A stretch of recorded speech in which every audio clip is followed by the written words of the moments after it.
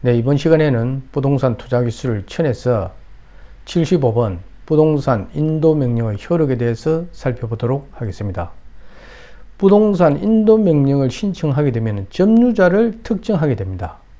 그런데 인도 명령 결정을 받고 현장에 가서 강제 집행을 실시하려고 하는데 인도 명령 결정 당시의 점유자가 아닌 다른 사람이 점유하고 있는 경우가 있습니다.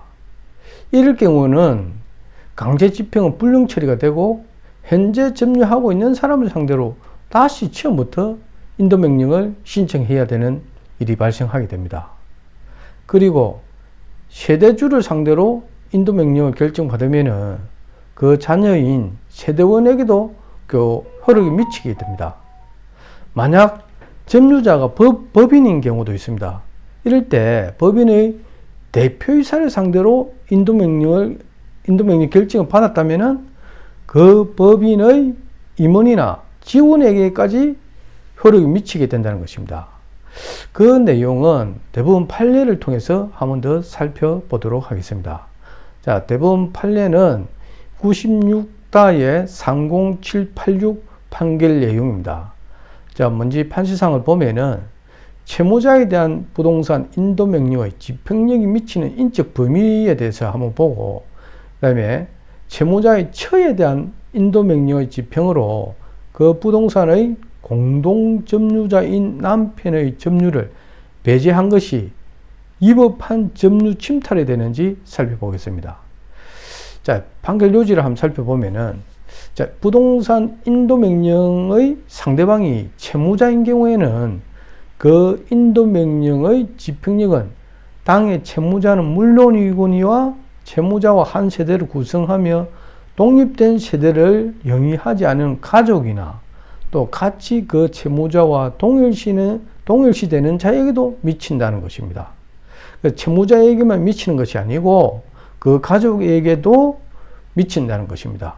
인도명령 결정의 효력이.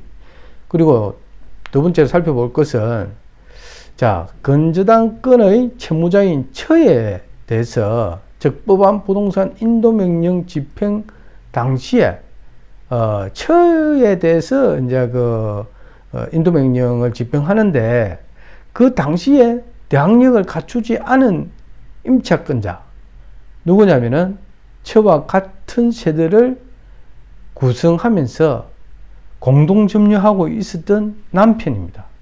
그럼 남편의 이제 공동 점유를 남편이 자기 의사에 반해서 배제하였다고 해서 그러면은 그 점유가 위법한 침탈이라고 볼 수는 없다는 것입니다. 그래서 일단 채무자의 처에 대해서 인도 명령에 대해서 집행을 하면은 그 남편 공동 점유하고 있는 남편에까지 그 인도 명령의 효력이 미친다는 것을 여기 판례를 통해서 살펴볼 수 있었습니다. 자, 오늘은 76번까지 한번 살펴보도록 하겠습니다. 76번은 인도명령 결정문으로 상대방과 협의가 안 될 시 강제 집행 신청하는 부분입니다. 자, 인도명령 결정문이 상대방에게 송달되면은 그 시점에 점유자와 협의가 되는 경우가 많습니다. 하지만 이사비 등으로 협의가 이루어지지 않는 경우가 있습니다. 이럴 때 이제 집행관 사무소에 찾아가서 강제 집행 신청을 낙찰자가 하게 되는 것입니다. 그러면은 인도명령 신청을 하기 위해서는 어떤 수로가 필요하냐면은, 자, 인도명령 결정문의 원본하고 그리고 송달 증명원. 이거는 인도명령이 결정나고 나면은 상대방 채무자에게도 인도명령 결정문을 송달하게 되는데 이 송달 증명원이 있어야 강제 집행을 신청할 수 있습니다. 그리고 집행문 집찬된 거, 그리고 집행문하고 이걸 지참해서 강제 집행 신청을 하면 되겠습니다. 그런 강제 집행을 신청하게 되면 이제 강제 집행에 따른 사건 번호가 나오게 되는 것입니다. 그리고 집행관 사무실에 이제 가면은 예납 비용을 알려주는데 이 예납 비용을 납부하여야 이제 그 강제 집행이 진행되게 됩니다. 그럼 예납 비용을 납부하고 통상 7일 이내에 강제 집행 계고 일자가 나오게 됩니다. 그러면은 강제 집행 신청서 작성에는 이제 어떻게 작성을 하냐면은 채권자란에는 채권자 이름을 적고 채무자란에는 맹도 대상, 지금 현재 점유하고 있는 점유자의 인적사항을 적으면 되겠습니다. 그리고 집행근원에는 인도명령 사건 번호를 기입하면 되겠습니다.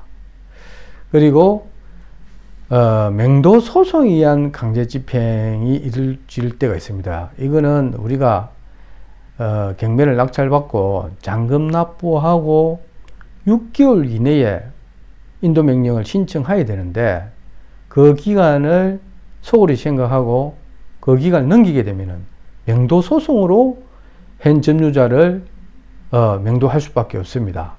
그래서 그런 경우에 그럼 6개월을 넘겼을 때는 이제 맹도 소송을 해야 되는데 그럼 맹도 소송에 의한 강제 집행이라면은 맹도 소송의 사건 번호를 기재하면 되겠습니다.